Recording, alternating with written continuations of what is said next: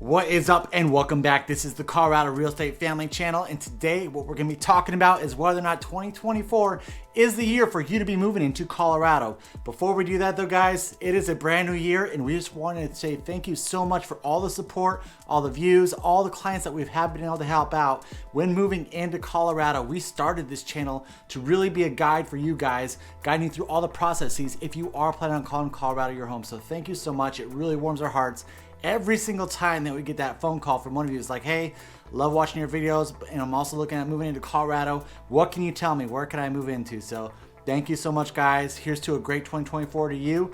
Wishing you prosperity, health, and wealth. All right, let's go ahead and dive into this video right now. We are going to be covering 4 different topics on what a move into Colorado in 2024 might look like. Give you some insight. Even if you are on the ledge, it's like, I don't know whether or not I'm going to make the move into Colorado. Hopefully some of this will help you guys out. So first one we're going to talk about is 2024 the year to purchase in Colorado? Now, there is so much controversy going on right now in regards to the interest rates. The Fed just made that announcement pretty much 2 weeks, completely reversed what they were talking about initially, saying, you know, we got to keep the interest rates a little bit higher in order to keep inflation down. Then 2 weeks later, it sounds like there might be some lower interest rates come this summer. I've talked to lenders, I've talked to real estate professionals, real estate investors. They are all predicting the same. I actually have a real estate investor who's predicting getting into the 4s by the end of Q2 of 2024. So what does that look like if this does come to fruition? Well, we could be looking at another buyer's market where we have a ton of buyers who are going to flood the market. They're like, hey, these interest rates are way lower than what they were in 2023. We want to take advantage of that. We want to make the move now, come in and purchase a home inside of Colorado. And with a lower interest rate, a lot of people are looking at, hey, my mortgage payments is going to be a lot lower. This is a great time to move into 2024. But as I mentioned, you guys are going to have a lot of competition if you are going to call 2024 your year to make the move. Yes, we are going to have lower interest rates, and I'm not going to try to deter you from that. What I'm trying to say is be on the lookout that there might be a lot of competition out there. We might get back into those bidding wars where you're having to go in, 50, hopefully not the 50 and 100,000 that we had to do back in like 2021 status, but it might come there to where we are going to have some bidding wars out there. A lot more competition might be flooding the market to make the moves when the interest rates are a lot lower than they have been in the last year and a half. The second topic that we're going to be talking about is kind of guiding you guys through choosing the right cities for your lifestyles, because there's so many of you who are like, hey, I want to move here for the mountains, I want to move here for the city, I want to move here for whatever it might be, all these different topics. And we were actually just talking to one of you guys yesterday about what would be the right city based on the lifestyle that you are looking for. Now let's just kind of go over a few of these cities and talk about some stuff that might be highlighted for. So if we're talking about like your ultimate suburbias, and down south Denver Metro, we're talking about Highlands Ranch, Parker, even Castle Rock, Colorado. If we're looking more your Denver North area, Broomfield's your ultimate suburbia. You got Thornton, Westminster, Arvada. Now to take note on that, it's like, all right, cool, I want to suburbia more so than the city lifestyle. These cities sound great, but there's some more things to really kind of put on that. First one's being is like, how close do you want to be to the mountains? If you want to be ultimate suburbia but close to the mountains, Arvada and Westminster might be better for you. If the vicinity to the mountains, it's like, hey, I'm fine being 30 minutes from the mountains, then you might want to look more over into Thornton or the Carbon Valley, some of these other portions.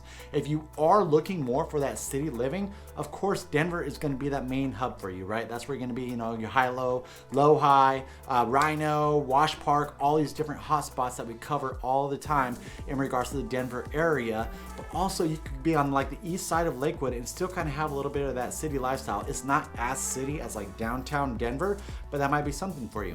Another thing that we always like to mention is there's so many of these cities who are trying to incorporate these city hubs into their cities. And so you have like Westminster downtown, Superior's trying to throw one up there as well too. Over in Lakewood, you got Belmar. And so a few of these cities who want kind of these city hubs, and there's some that are straying away from it. So like Arvada, they're all right with kind of being okay with Old Town Arvada staying the nostalgic old town that it really is. Same with like if we're looking over in like Loveland, Longmont, they like the nostalgia of what they kind of have there with the smaller kind of downtown of their cities. Another thing that you might want to look at in regards to these cities is I'm looking more, am I going to purchase an older home or am I going to be purchasing a new home? When we're looking at these cities, the older portions obviously are going to have your older products, but there's a lot of these cities that they do have the newer portion of them. So like over in Arvada, you've got like Layden Rock and Candelas. That's kind of all of your newer suburbia style going in over there. Broomfield, you got Baseline going in, which is a huge project to keep an eye out for. I'll mention a little bit more about Baseline here later on in the video. You've got Thornton, pretty much north of 120th, or you could even say probably north of 136, all new areas. And so you have all these new areas. But if you do prefer kind of that older style of house, you know, on these cities that I already mentioned, pretty much it's closer to downtown, because when downtown Denver was initially blowing up, you know, back in like I'd say the 50s, that's when these towns really started to establish them. That way they had neighborhoods that were still within a close distance to downtown Denver. But if you're also looking for older products, some of these cities don't have too many newer products. Let's talk about Littleton, Colorado. Yes, they do have some newer suburbia style, but a lot of those homes were established in like the 80s and 90s, so you can get the older style product. It all just depends on what you are looking for. Another thing to take note is, do you even want to be outside of the mountains? Maybe you want to be right in the heart of the mountains. Then we're going to be talking about like Evergreen, Colorado. We're going to be talking about Idaho Springs, Colorado. We're going to be talking about Golden, even though Golden is like not necessarily in the actual heart of the mountains, it's more in the foothills. A lot of people do like that. They're like, I want to move into the mountains and really take advantage of what that mountain lifestyle has to offer.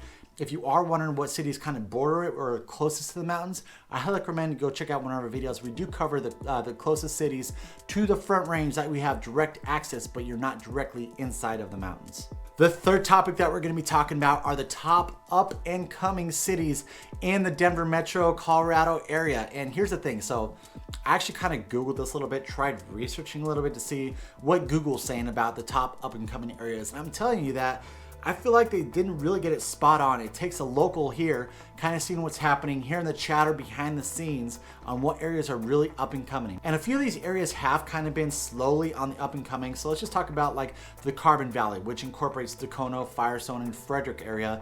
Those areas, actually, I wish I would have invested in them back in, like I say, the 2010s, because there's some huge potential in like Dacono area. You get a super cheap house, which is worth, you know, double if not triple these days.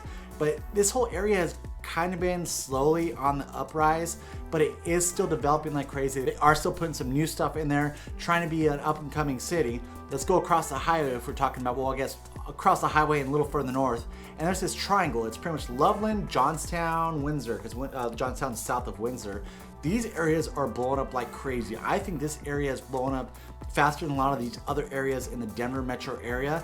And you see it when you're driving I-25 north in between these cities. You see all the different construction that's happening, and it's just like they are really trying to modernize these areas right off the highway, because a lot of times, like right off the highway, it really wasn't developed. So like Loveland, to get into the heart of Loveland, you have to go off the highway a good 15 to 20 minutes just to get into the little downtown of Loveland. Whereas now they have the whole Centera area that is blowing up like crazy. And then on the east side of I-25, you have Johnstown that's blowing up like crazy. You see all kinds of awesome retail over there. You got some brand new condos, housing and stuff that's going in. And then Windsor has kind of been like this little hot spot that people love to go to. It's a little bit on the affluent side of things, but another one of those small towns that is blowing up like crazy.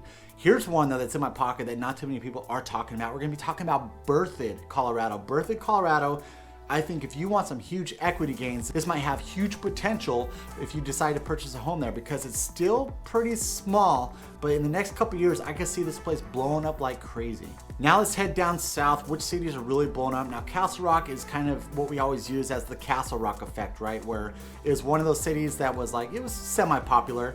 And then once people started really moving into the Denver metro area in the 2010s, then Castle Rock started blowing up like crazy, because everyone was like, you know what, I could buy bigger house, more bang for my buck, and just have a quick 20-30 minute drive up to Denver, whether that's where you're working out of, take advantage of all the Denver amenities. And so Castle Rock blew up like crazy, and Castle Rock is still blowing up. One of those though, I think that it's on the outside of Castle Rock that is taking advantage of this, is Parker, Colorado. If you go on the northern side of Parker, it is blowing up where it used to be just fields. Now you're seeing all these new housing developments that are going in. So Parker is definitely something to keep your eye on. Another city that I really want to talk about, and this one is about to be a beast, we're talking about Colorado Springs, Colorado. Colorado Springs is the second largest city in Colorado as of right now, second only to Denver. But there's a projection right now that Colorado Springs is going to overtake Denver's population by the year 2050. So that's what, in like 26 years, they're saying that Colorado Springs is going to have more population than Denver. It's crazy to think of that. My family, I actually have some family that lives down in Colorado Springs, like, yeah, it's changing quite a bit. They moved down there probably in like, I think it was like 2002, 2003 when Colorado Springs, you know, is a great city, but it still kind of had that small town feel, even though it did have a larger populace than a lot of these other cities that we are talking about. But keep an eye on Colorado Springs. It is blowing up like crazy right now. It is literally the epitome of living somewhere where it's just the most beautiful, one of the most beautiful cities that I think is inside of Colorado. When I was deployed, coming back from Iraq, we demobbed, and it was just seeing Pikes Peak right there. It was gorgeous. I couldn't have picked a better spot to come back into Colorado from the desert, and it's just like pure beauty no matter what you do. Picturesque views for days. There's one more spot that I really want to mention. I kind of already did mention it, and we're talking about Baseline and the northern portion of Broomfield, Colorado. This is building up to be a huge hub. So Broomfield, its first kind of downtown area was Arista, which is over by the First Bank Center, kind of on the western side of Broomfield. Now you got Baseline going in, and they're trying to throw in this huge urban center, kind of similar like when we're talking about your Westminster downtown, but I think this one might be a little bit bigger, but it is developing like crazy over there. They have broken ground on a lot of the housing developments that are going in and around there, because you already have Anthem, which is like a little bit west of here, but now you have this whole Baseline area that is blown up like crazy. We've actually helped out a few clients who were moved in just north of this because of the hospitals that they have right in and around there. They were working right in those hospital systems. But keep an eye on Baseline, because Baseline is one of those areas that is blowing up like crazy and you might enjoy. The fourth and final thing that we are going to cover in regards to moving into Colorado in 2024 is the real estate. So what I did was I took the top 5 cities in Colorado and went through and ran all the real estate numbers to see what the median sales price was. The latest numbers that we got are as of November of 2023. Hopefully those December numbers come out here soon. They typically take about 10 days into the month for the previous month numbers to come out. So obviously the largest city is going to be Denver, Colorado. Got a median sales price of $585,000 year over year. That is up 2.18%. Now let's go to the second largest. We already talked about Colorado Springs. You're looking at a median sales price of $448,000, and that is up 5.19%. I'm telling you, Colorado Springs is blowing up like crazy. This number is showing that. It is definitely becoming one of those hot hubs that so many people are moving into. The third largest city in Colorado is going to be Aurora, Colorado, where you got a median sales price of $477,000, and that is actually down year over year, 0.63%. The next one that we're going to be talking about, the fourth largest city in Colorado, is Fort Collins, Colorado. You got a median sales price up there of $496,000, and that is actually down year over year, 4.54%. Now, let me kind of dive into this a little bit, because Fort Collins, like I think it's 2020 or 2021, it was rated the top spot for livability in the United States. I think a lot of people flocked to Fort Collins, right? And then they found out about the greatness of all kind of these surrounding cities. So you have Loveland to the south, that triangle that we kind of talked about. You got Windsor across the highway, you got Johnstown across the highway.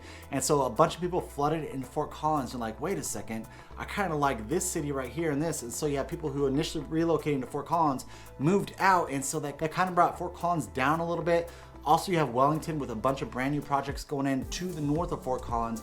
That might be why we're seeing this number go down a little bit. It's not as desirable as it was, say, back in 2020, 2021. The fifth most populous city inside of Colorado is going to be Lakewood, Colorado, where you got a median sales price of $549,000, and that is up 4.57%. So Lakewood is essentially just due straight west. I don't know, every time I point in these cameras, it always goes the opposite. So it's straight west of downtown Denver. It's a great city. Again, a lot of people who are kind of moving outside of Denver might be choosing Lakewood. It's one of those top cities that people are loving. Also, on the west side of Lakewood, you can access those awesome foothills, whether it be all the different recreation, mountain biking, walking, hiking, all those different things. Lakewood does offer that on the western side. All right, guys, that will wrap this video up right here. Again, thank you so much. We are hoping for a great 2024, helping you guys out with all your real estate needs. If you are looking at purchasing real estate in the state of Colorado in 2024, give us a call or text that phone number right below. Right below right there, we always answer. It doesn't matter date or time. If you're not quite ready to purchase, why don't you do us a huge favor, hit that subscribe button, give us a thumbs up, notification bell. That way you are notified every single time that we put out a brand new video. Until next time, we love you. Bye.